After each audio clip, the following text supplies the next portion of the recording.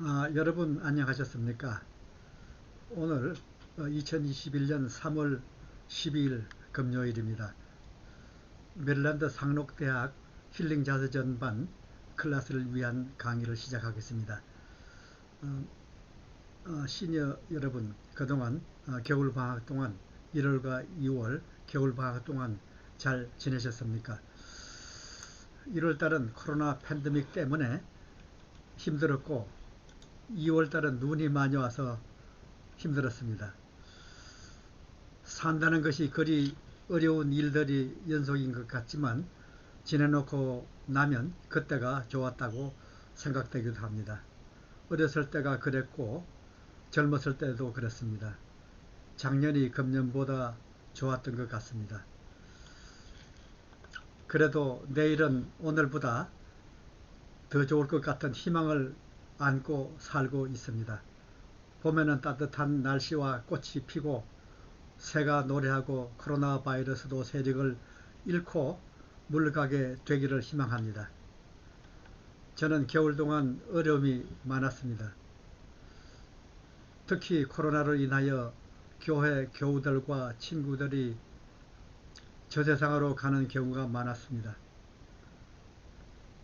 그 중에서도 친구 최연홍 박사 시인이 세상을 떠나서 마음이 아팠습니다. 그를 아끼는 친구들은 고별 예배를 줌 미팅으로 드렸습니다.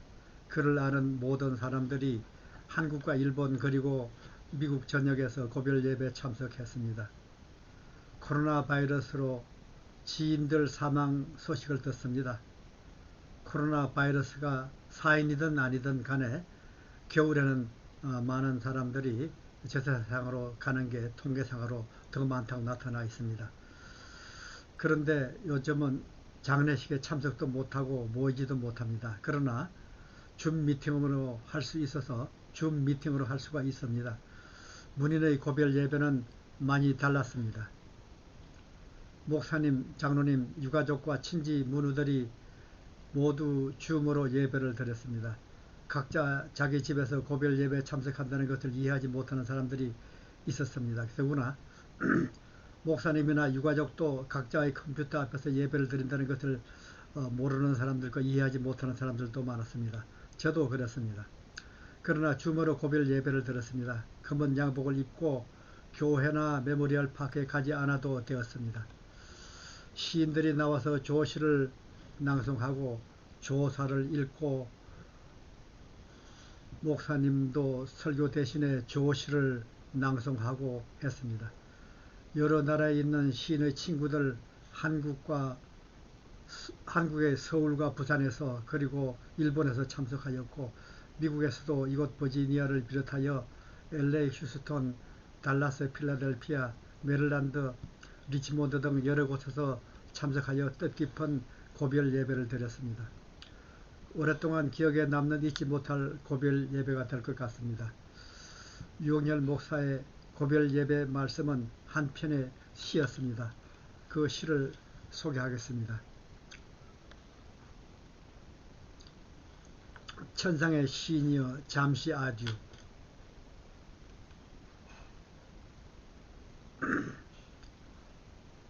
하나님은 세상을 만드시고 만물 속에 언어를 심으셨습니다.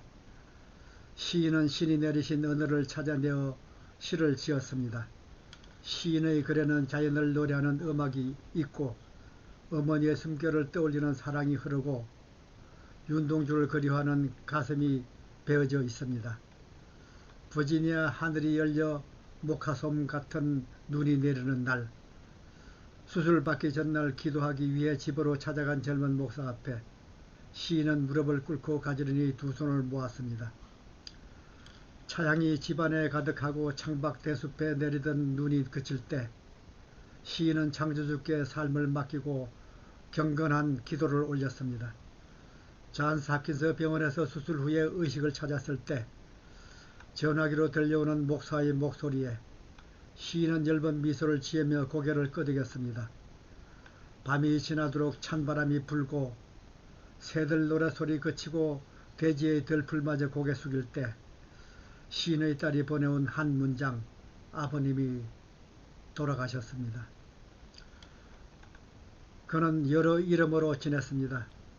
마더 테레사를 닮았다는 아내에게는 사랑하는 남편으로, 자신을 대신하여 눈덮인 킬리만자로 정상을 오른 딸에게는 자상한 아빠로, 대학교 강단에서 가르침을 베푼 학생들에게는 존경받는 교수로,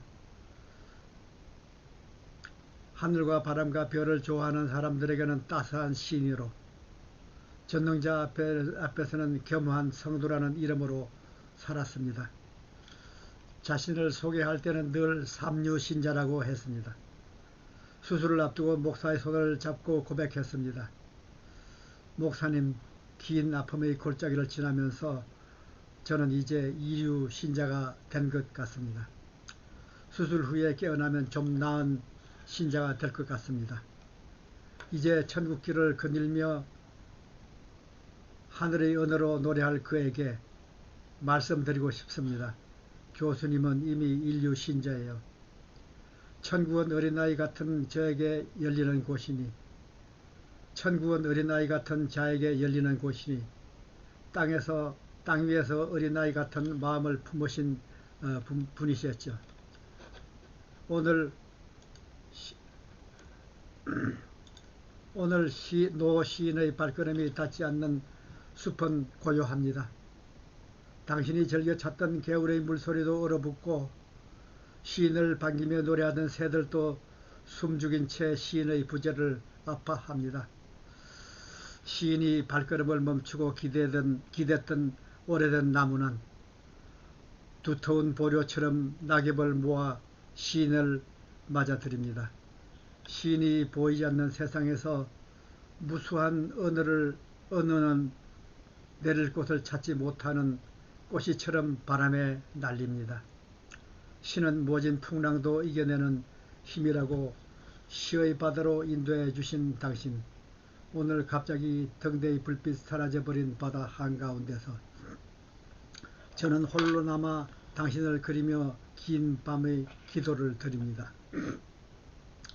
당신이 남긴 시집 겨울이여 아듀처럼 당신을 다시 만날 그곳은 겨울이 없는 곳, 이별이 없는 곳, 그날까지 당신이 걸었던 그 숲길을 제가 걷겠습니다. 숲길에서 당신이 받았던 영감을 저에게 내려주십시오.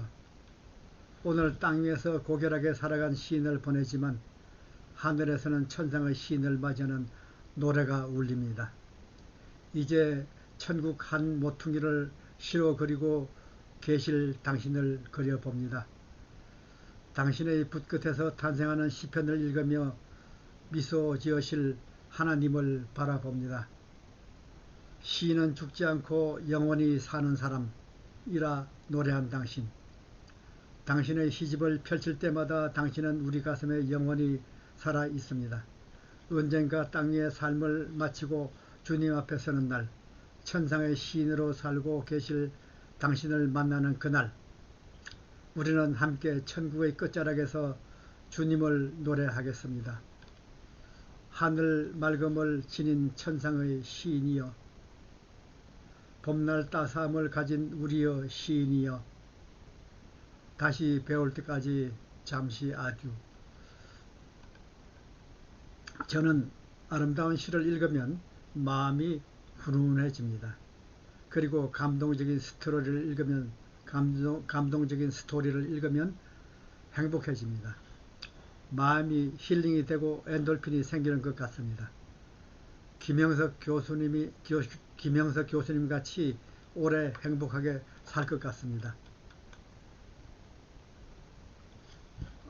천당이란 과연 있는 건지 어떻게 생각하십니까? 죽음 이후의 삶에 대해서 어떻게 생각하십니까? 천국이 있다고 믿습니까? 가까운 사람의 죽음, 다이아나는 행복했는가? 이런 질문을 가끔 해봅니다. 만인의 사랑을 받았던 다이아나지만은 자기 자신은 행복하지 않았다고 생각을 합니다. 그러나 우리는 천국이 있다고 믿으면 천국이 있고 없다고 생각하면 없는 것입니다.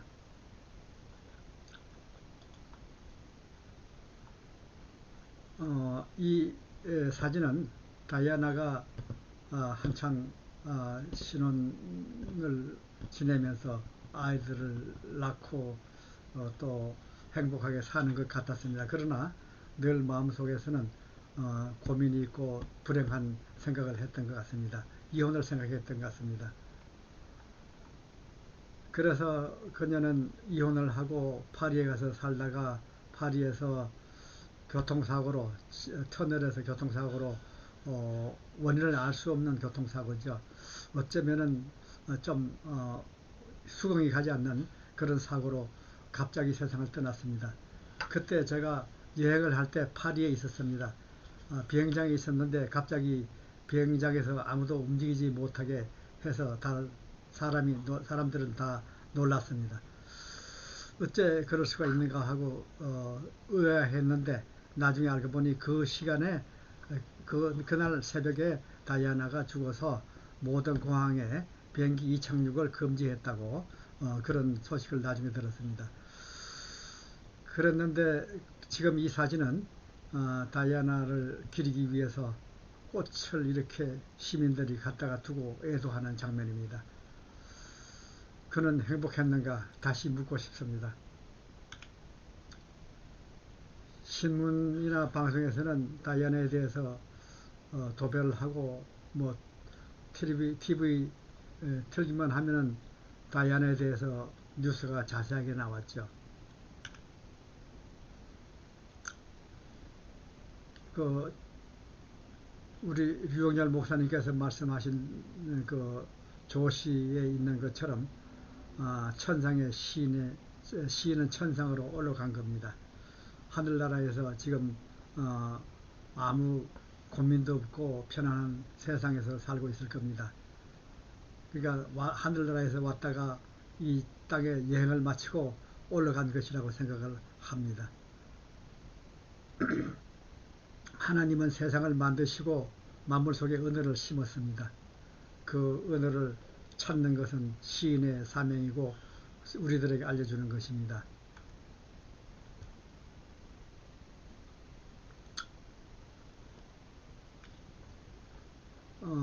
그리고 제가 좋아하는 후배 한 사람의 글을 요 근래에 받고 제가 소개하고자 합니다. 그는 학교 다닐 때부터 참 착실했는데요. 지금 알고 보니까 정말 그런 과거가 있었구나 이런 생각이 듭니다. 제목은 지공신사 12년, 지공신사 12년, 지공선사 12년입니다. 지하철을 공짜로 타는 사람을 지공선사라고 부른다. 65세가 되기 전에는 공짜 지하철을 타는 경로우대 카드가 무척 기다려졌다. 카드를 새로 구입하거나 충전을 하지 않아도 되고 어디까지를 가든지 무료이기 때문이었다. 그런데 얼마간의 세월이 흘러간 후 이건 아닌데 하는 생각이 들었다. 나는 정년을 10년 앞두고 31년간의 공직생활을 하고 명예퇴직을 하였다. 그리고 꽃이 좋아 꽃관계 일을 하면서 꽃집 일을 하면서 과학관의 큐레이터 일을 하고 있었다. 국가로부터 많은 혜택을 받은 사람이다.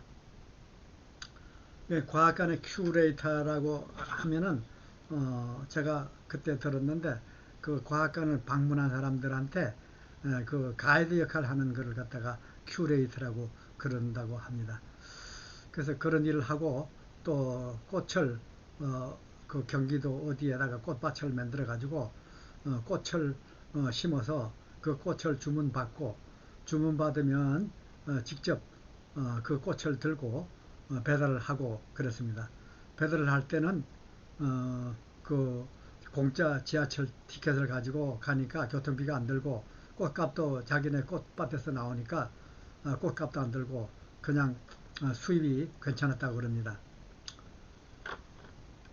그래서 국가로부터 많은 혜택을 받아서 미안한 생각이 들었다 이런 얘기죠. 그래서 언젠가는 이 혜택을 되돌려야 한다는 생각이었다. 그런 생각을 하던 차에 정신건강의학과에 유명한 이시영 박사님이 전철을 탈 때는 꼭 표를 사서 탄다는 얘기를 들었다. 2015년 2월 6일이었다. 서울시청 뒤 프레스센터에서 참 행복 나눔 운동본부에서 세트민과 다문화 가정의 어려운 아동들을 돕는 행사가 있었다. 나와 아내의 그때까지 이용한 전철 이용 혜택은 어림잡아 200만원 정도가 되었다. 주최 측에 기부하게 된 요지를 알린 후 흔쾌히 참여하였다. 많은 사람들은 나도 많은 혜택을 받았다는 얘기를 했다. 그 후로부터 지하철 탈 때마다 떳떳하고 뿌듯한 생각이 들었다. 그로부터 또 한 6년의 세월이 흘렀다. 금년 초에 그간의 혜택을 사회에 되돌려야겠다고 생각했다. 이번에는 어디에 할까 생각하다가 내가 자라던 시골 고향의 어려운 분들께 하기로 했다. 청송면의 면장님과 이장님께 요지를 얘기했다. 연락을 받은 면장님과 이장님께서는 무척 고맙게 생각했다. 그래서 6년치의 전철료 혜택을 대략 계산하니 200만원이 되었다. 이 금액은 좀 작은 것 같아서 금년과 내년까지 계산해서 300만원을 이장님께 보내드렸다. 면내 가장 어려운 분들께 나누어 드려달라는 부탁과 함께. 고향 이장회에서는 9개 동네의 어려운 가정과 4곳의 노인정에 고르게 나누어 드렸다고, 너무 고맙다고 생각한다고 몇 번이나 인사를 해왔다. 사실 지금 농촌은 너무 힘들고 어렵다. 어릴 때 인구의 3분의 1도 안 되고 600명, 700명이던 초등학교 전교생 수가 30여 명으로 줄었다.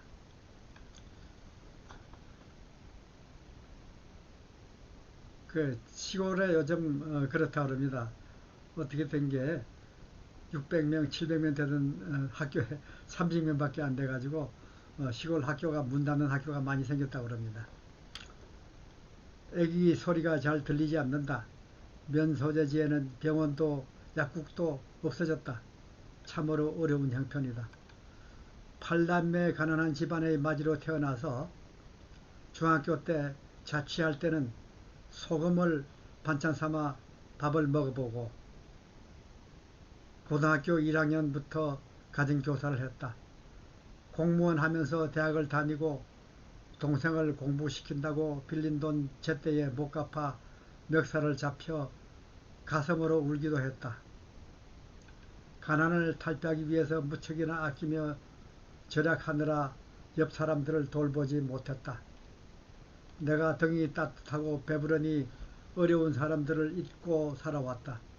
지금 주위에 어려운 사람들이 얼마나 많은지 모른다.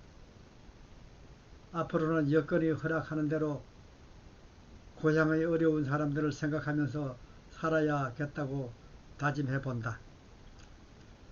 2021년 2월 후회 없이 살아가는 사람, 이렇게 써 있습니다. 저는 이 글을 읽고 참 생각하는 바가 많고 참 이 사람 잘 산다 이런 생각을 했습니다. 저도 어릴 때 반찬이 없어서 참 소금 하나 넣고 밥을 먹어본 그런 경험도 있고 물에 말아서 먹은 적도 있고 이런 고생한 적이 있는데 그때 생각이 납니다. 저자와 저는 참 비슷한 점이 들어 있습니다. 그래서 더욱더 마음에 와닿고 감동적입니다. 그러나 이렇게 좋은 일을 하지는 못하고 산 것이 후회됩니다. 이런 감동적인 스토리를 들으면, 읽으면 마음이 훈훈해지면서 엔돌핀이 생기는 것 같습니다. 힐링이 되는 것 같습니다. 이게 지금 힐링 자서전반이라고 하는데요. 그러니까 자서전을 쓰면은 좋습니다. 그리고 우리가 늘 지금 사는 형편이 어렵다 그러더라도 잘 기록을 해 놓으면은 나중에 읽어보면은 그래도 그때가 좋았다 이런 생각이 들 수도 있을 것입니다. 근심 걱정을 많이 하는 사람들이 있습니다.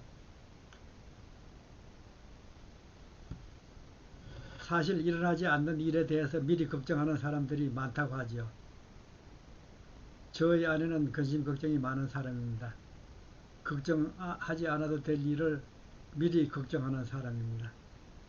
본인도 어쩔 수 없다고 생각합니다. 어쩔 수 없다고 합니다. 그러던 아내가 인터넷에서 다음과 같은 스님의 이야기를 듣고 감동을 받고 근심 걱정을 내려놓기로 했다고 합니다. 그 내용은 이렇습니다. 어떤 시골의 농부가 근심 걱정이 많아서 가까운 사찰의 스님을 찾아갔습니다.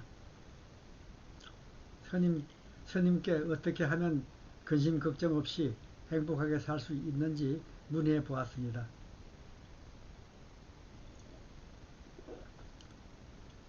그 스님은 밭에 나가 할 일이 있으니 가방을 들고 좀 기다리라고 했습니다. 대답은 하지 않고 가방만 들고 답은 듣지 못하고 기다리고 있었습니다. 처음에는 그리 무겁지 않았는데 시간이 지날수록 무거워지기 시작했습니다. 짜증이 나기 시작했습니다. 그래서 스님께 가서 언제나 일이 끝나느냐고 물었더니 스님은 왜 그러느냐고 했습니다. 그래서 무거운 가방을 들고 있으니 힘이 든다고 했습니다.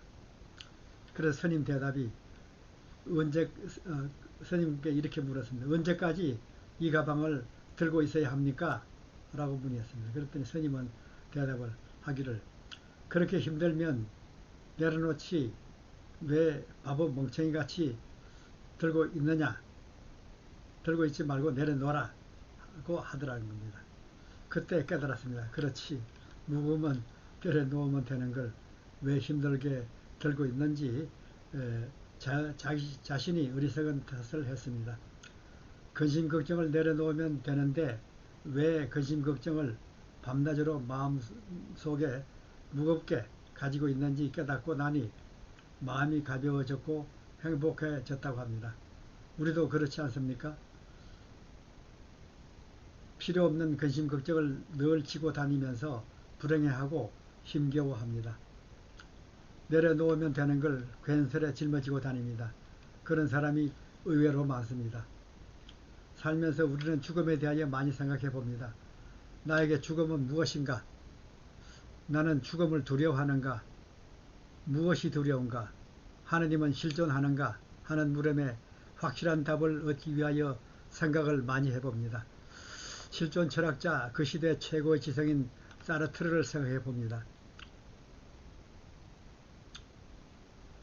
생사의 갈림길에 서서 1980년 3월 프랑스 파리의 병원에서 한세기를 떠들썩하게 하던 최고의 지성인 사르트르가 입원을 했습니다. 요독증과 폐수증을 앓았던 그는 한동안 병원에서 의사 간호사에게 고함을 지르고 병문안 온 사람들에게도 소리를 지르며 발악을 했습니다. 20세기 최고의 지성이라는 이름에 전혀 걸맞지 않은 동물 같은 행동을 보여주었습니다. 그 사르트르가 미친 사람같이 행동한 거죠. 완전히 미친 겁니다. 그러면서도 그는 죽음에 대한 공포와 불안 때문에 자기의 병명이 무엇인지를 곁에 있는 아내에게조차 묻지를 못했습니다. 아내 또한 죽음에 대한 두려움 때문에 자기 남편에게 그의 병명을 말하지 않았습니다. 소리치고 발악하고 괴로워하고 있는 남편의 곁에서 위로도 못하고 지켜보아야만 했던 가련한 여인과 최고의 지성인 사르트르. 이 사람은 인간 존재와 자유라는 이름 하에 주옥 같은 글을 남기며 많은 사람들에게 충격과 아울러 감명을 주었던 실존주의 철학자 사르트르입니다. 그는 1905년에 태어나서 1980년까지 살았습니다. 그의 부인 실제로는 계약 결혼으로 법적인 부부가 아닌 동거인입니다. 시몬 드 보부아르입니다.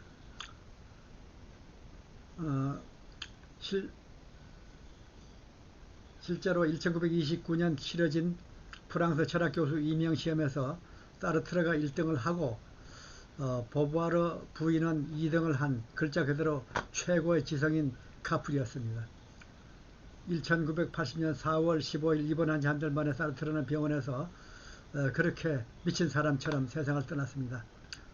그가 죽고 난 후에 프랑스의 학자들과 신문들이 떠들썩하게 떠들어댔습니다.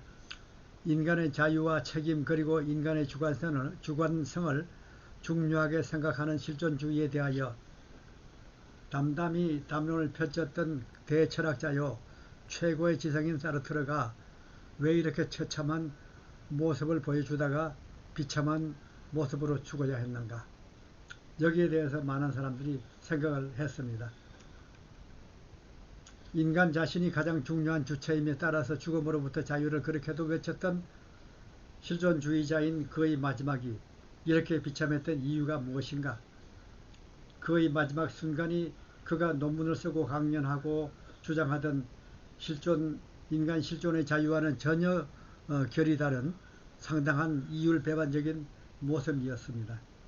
과연 그가 그토록 주장하던 실존주의의 참모습은 무엇인가. 회의론이 읽기 시작했습니다. 그때 무명의 독자가 사르트르의 비참한 죽음에 대하여 쓴 글을 신문사의 독자 투고란에 올렸습니다. 신문의 독자 투고란에 올린 글의 요지는 다음과 같았습니다. 사르트르의 말로가 그렇게 비참했던 이유는 사르트르에게는 돌아갈 본향이 없었기 때문입니다. 돌아갈 본향이 없었기 때문입니다. 이 평범하고 이름도 없는 독자는 정확하게 사르트르의 비참한 죽음을 짚어내었습니다. 한 지방 신문 기사에서는 그의 모습을 심판의 하나님을 만난다는 사실이 사르트르를 공포로 몰아넣어 그로 죽음을 그토록 거부하게 했다라고 썼습니다. 반면에 사르트르의 죽음과 180도 다른 죽음도 볼 수 있습니다. 그러니까 사르트르는 하늘에 가서 심판받는 것을 생각을 하면서 그렇게 두려워했다는 이런 얘기입니다. 1940년대 미국 연방 상원의 채플린이었고 워싱턴 DC에 있는 뉴욕 스트리트 장로교회 담임이었던 피터 마샬 목사님에 대한 얘기입니다. 그는 세상을 떠날 때 눈물을 흘리는 아내에게 빙그레 웃으면서 이렇게 말했습니다. 천국에서 다시 만납시다. 그의 아내 카테린은 남편 피터 목사 갑작스런 병으로 죽은 후 남편이 길지 않았던 이 땅에서의 삶을 전기로 펴냈습니다. 피터라고 불리는 사나이, 그러니까 한국말로 베드로라 그러죠. 베드로라 불리는 사나이 제목으로 전기를 펴냈습니다. 피터라고 불리던 마샬 목사님은 하늘나라에서 천국에서 아내를 기다리는 마음을 간직하고 먼저 본향으로 떠났습니다. 그래서 사람들은 죽음 이후에 대해서 관심들이 많습니다. 아무도 가보지 못한 길이기 때문입니다. 예수 그리스도를 알지 못하는 사람들은 죽음 이후에 영원히 갈 곳 없는 어두운 곳이라고 합니다. 갈 곳은 어두운 곳이라고 합니다. 그래서 어두울 명자를 사용하여 지옥을 명부라고 합니다. 명부. 사람이 죽으면 유족을 위로한답시고 명복을 빕니다 라고 조문합니다. 그 말 뜻은 어두운 지옥에서라도 복을 받으라는 아이러니컬한 말입니다. 그러니까 좀 이상한 말이죠. 저도 지금까지 명복을 빕니다 하는 말을 그 좋은 뜻으로 생각을 하겠는데 뜻을 알고 보니까 그게 그렇게 좋은 건 아니죠. 그러니까 이 사람이 죽은 사람이 지옥에 갔는데 거기서라도 좀 복을 받으시라, 덜 고생을 하라, 이제 이런 얘기로 한다는 건데 그건 좀 말이 좀 어폐가 있죠. 그래서 다음부터는 명복 빈다는 말을 안 쓰기로 했습니다. 구천은 끝도 없는 하늘을 의미합니다. 그러나 예수 그리스도의 영혼은 구세주로 영접한 사람은 죽어서 어두운 곳에도 가지 않고 끝없는 구천을 떠돌지도 않습니다. 해보다 더 밝은 하늘나라인 천국으로 갑니다.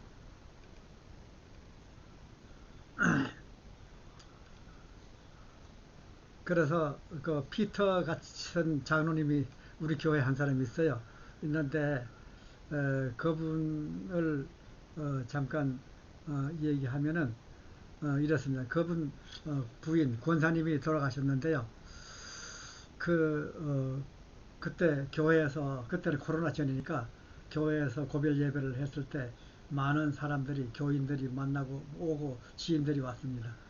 그럴 때에 그 장로님은 문 앞에 서서 오는 사람들을 맞이하면서 와서 허거를 하면서 울면서 장로님을 위로하는 권사님들, 또 장로님들, 여러 교인들을 향해서 말하기를, 자꾸 반복적으로 말하기를, 와 우노, 울 필요 없다, 좋은 데 갔는데 왜 우노, 그렇게 경상도 발음으로 말을 하고 그러는데, 그분은 진짜 슬퍼하지 않고 정말 기뻐하는 그런 사람이었어요.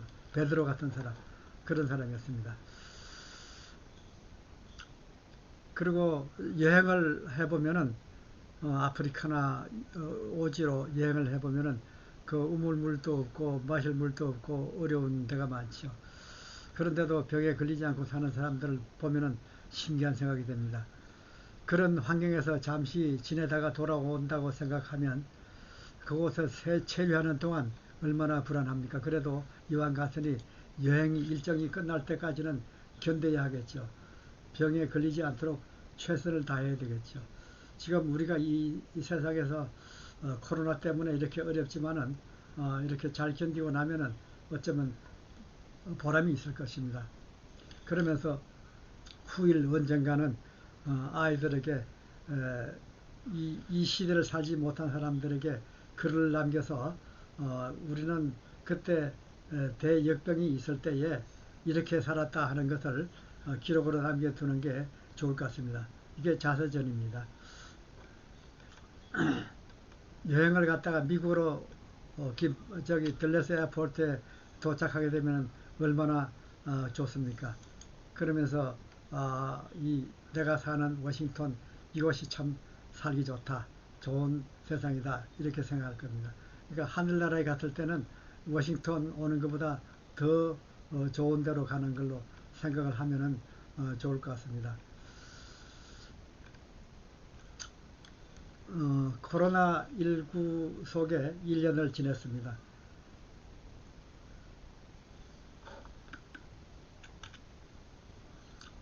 이 1년 동안 여러분들 어떻게 지냈습니까? 코로나가 점령한 이 세상 원망스럽죠. 지난 1년을 회상해 보면 이런 것도 많지만 얻은 것도 많습니다.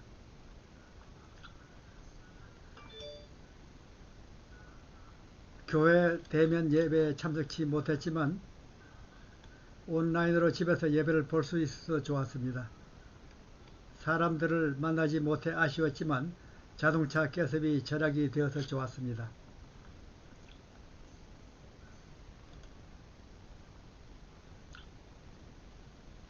사람들을 만나서 식당에 가지 못했지만 식대를 아끼고 건강에 좋은 집밥을 먹어서 좋았습니다. 자동차 2대가 필요 없어서 한 대를 팔았습니다. 한 대를 팔았더니 가스비 절약되고 보험료 절약되고 또 세금 안 내도 되고 또 오일 체인지, 세차, 뭐 기타 유지비 들지 않아서 좋았습니다. 사람들을 만나러 나가지 못하여 집에만 있으니 답답했지만 시간이 많아서 글을 쓸 수 있어서 좋았습니다. 집에서 저는 지난 한 6개월 동안 글을 많이 썼습니다. 그래서 작년에도 시집을 한 권 냈는데 금년에 하나 더 낼까 지금 생각 중에 있습니다. 시집이 나면 제가 몇 권 보내드리겠습니다. 그래서 그동안 돌아다니지 못해서 여행도 가지 못하고 어디 나가지 못하고 집에 있으니까 많이 절약이 됐습니다. 물론 수입도 줄어들었지만은 그래서 시간과 돈이 절약되었습니다. 미팅을 줌으로 하니까 나가지 않아도 되니까 시간이 많이 절약되고 집 밖으로 나갈 필요가 없어서 좋았습니다. 비싼 여행을 갈 수가 없어서 집에서 TV로 세계 테마 여행을 다닐 수 있어서 좋았습니다. 돈 한 푼 들지 않고 세계 방방곡곡 안 가본 데가 없이 다 갑니다. 그리고 오지에 가서 그 촬영한 사람들이 촬영한 그 풍경을 보고 또 그 사람들이 경험한 것을 간접 체험하면서 야, 이거 내가 여행 가는 것보다 더 구경을 잘했다, 관광을 잘했다 이런 생각을 합니다. 이건 다 나쁜 건 아닙니다. 모든 면에는 양면이 있습니다.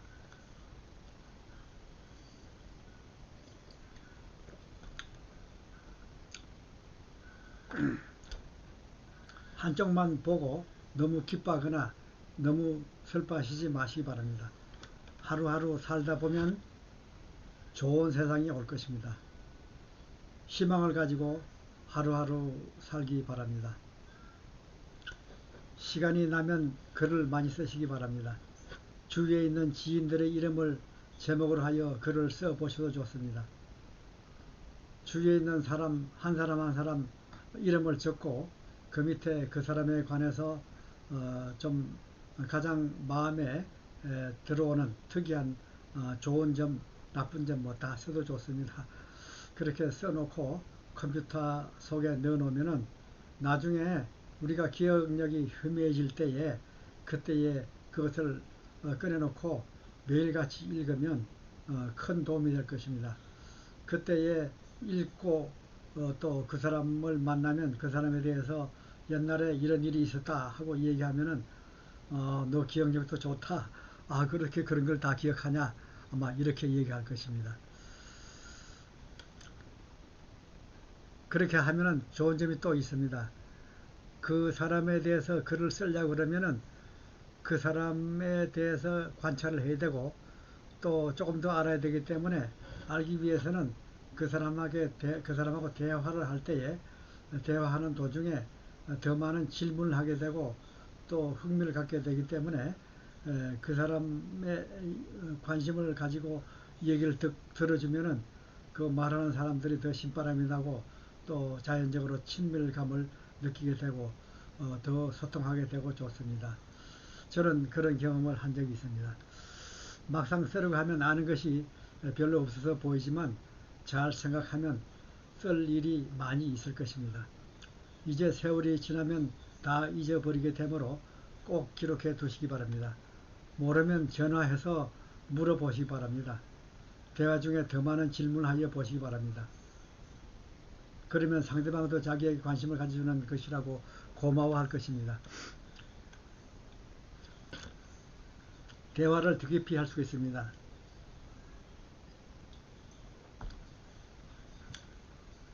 친구가 많아집니다. 좋아하는 사람도 많아질 것입니다. 글을 쓰면 장점이 참 많습니다. 이제 치매에 걸릴지도 모릅니다. 치매에 걸리면 미리 써놓은 글을 읽어보시기 바랍니다. 그러면 기억이 날 것입니다. 자꾸 잊어버리는 사람들 이름도 적어 놓고 매일 들여다보면 기억할 수 있습니다. 그러면 치매에 걸리지 않습니다. 예방이 됩니다. 지금 오늘을 사는 평범한 나날이 후세의 역사가 됩니다. 손자나 증손자, 고손자들에게 유익한 역사 공부가 될 것입니다. 제가 그 작년에도 늘 강조를 했지만은 자서전 쓰는 게 그리 어렵지 않습니다. 특히 사진을 좀 이용하면 더 좋습니다. 사진 한 장이 1000마디의 글보다 더 큰 역할을 한다고 합니다. 그래서 사진을 걸어놓고 그 밑에 설명을 생각나는 대로 쓰면 좋습니다. 그래서 그걸 근데 글을 쓰는데 사람들은 이렇게 물어봅니다. 내가 글을 써가지고 책을 만든다고 쳐도 누구한테 줍니까? 누가 읽습니까? 그렇게 얘기하는데요. 근데 책을 써서 내놓으면 제일 좋아하는 사람은 누구인지 아십니까? 자기 자신입니다. 자기 자신이에요. 그러니까 자기 자신이고 그 다음에는 또 가까운 사람들입니다. 자기 가족들, 자기 아내나 자식들 그리고 친구들입니다.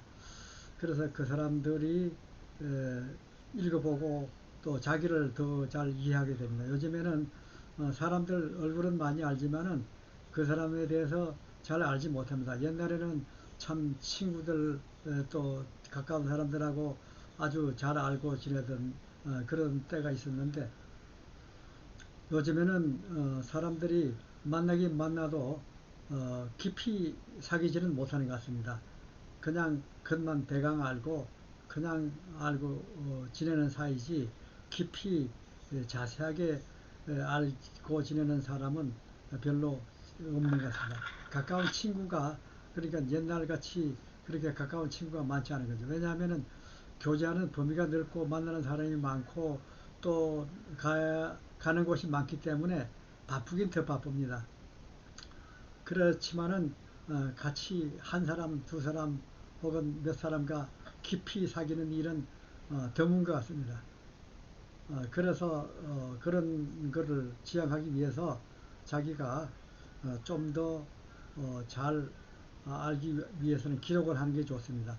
그래서 기록을 하면서 좀 더 알아보고 또 모르는 것은 요즘 또 인터넷에서 찾아보고 그러면 좋습니다.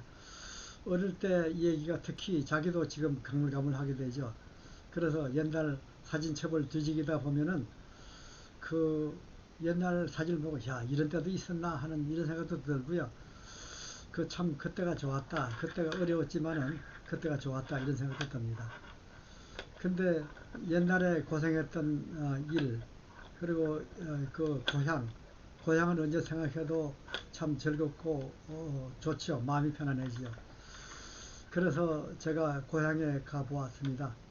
고향에 가보니까 쓸쓸한 농촌이었습니다. 그리고 아이들도 없고 젊은 사람도 없고 노인만 몇 사람 있는 그런 황량한 농촌이었습니다. 그리고 학교에도 아까 얘기한 대로 학생들도 별로 없고 그렇습니다. 그래서 실망을 하게 되죠. 그렇지만은 마음속의 고향은 언제나 따뜻하고 어릴 때 뛰놀던 고향은 언제나 아름답습니다. 그리고 젊었을 때 지내던 그런 직장이나 동네 그런 곳이 마음속에서는 참 아름답게 남아있지만은 또 그곳에 가보면은 너무 변해가지고 옛날 그때 생각이 나지 않습니다. 그래서 우리는 그 옛날 사진 한 장을 보면서 많은 생각을 합니다. 그 생각나는 것들을 기록해보면 참 좋습니다. 이번 학기에 강의를 들으시는 분들은 꼭 기록을 하셔서 그것을 나중에 책으로 내면 좋고 책으로 안 내도 좋습니다. 자기가 일단은 기록해서 잘 보관하시고 혹시 책을 낼 분들이 있으면은 제가 도와드리겠습니다. 지난 가을 학기에 중앙시니센터에서 강의를 들은 분 두 분이 책을 냈습니다. 그분들 책을 보고 참 저는 보람을 느꼈습니다.